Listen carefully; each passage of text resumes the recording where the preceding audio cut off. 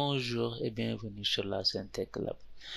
Aujourd'hui, on va voir comment mettre à jour ou bien comment actualiser les données d'un tableau croisé et dynamique. Donc ici, j'ai mon tableau croisé dynamique.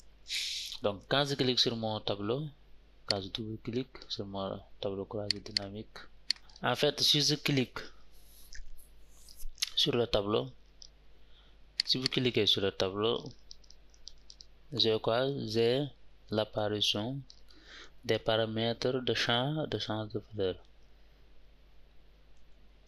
Donc j'ai l'apparition des champs de valeur. Donc ça veut dire que je peux choisir, je peux changer mes champs de valeur. Maintenant si je viens sur si vous cliquez sur les données, je clique pour changer. Donc je clique sur les données, je clique sur une touche, n'importe quelle touche pour changer. Automatiquement il me met message d'erreur. Désolé, nous ne pouvons pas modifier cette partie du tableau croisé. Donc on ne peut pas modifier directement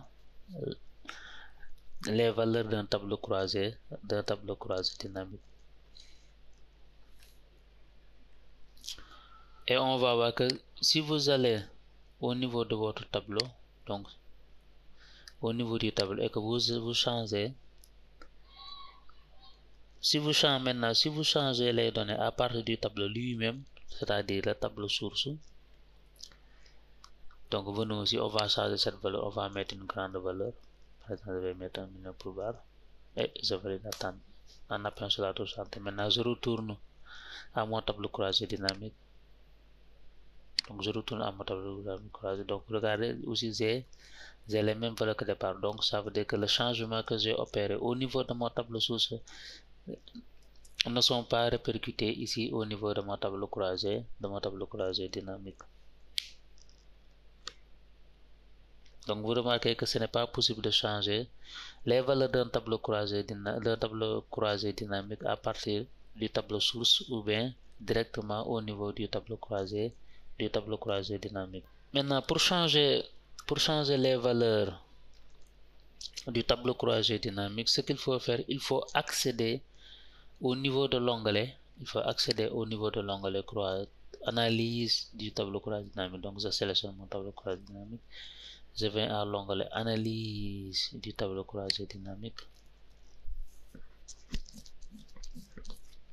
Et ici au niveau de actualiser, je clique sur la petite flèche. Donc j'ai deux options, actualiser et actualiser tout. Et là, si je clique sur actualiser, donc vous voyez, donc le nombre est automatiquement modifié. Donc le grand nombre que j'avais entraîné tout à l'heure au niveau de mon tableau source, c'est automatiquement modifié ici au niveau de mon tableau croisé dynamique. En quoi faisant, en allant ici à l'onglet croisé, actualiser et cliquer sur actualiser le tableau. Donc je vais faire CTRL Z. Donc pour actualiser aussi, on a aussi une autre option qui est possible. Donc je peux venir ici. Donc pour actualiser aussi, donc je peux venir ici au niveau de option du tableau croisé dynamique. Donc je clique option du tableau croisé dynamique, je clique sur option, je clique encore sur option. Donc ici au niveau de données, donc dans cette boîte de dialogue, au niveau de données, donc je clique sur données. Ici je coche actualiser les données lors de l'ouverture du fichier.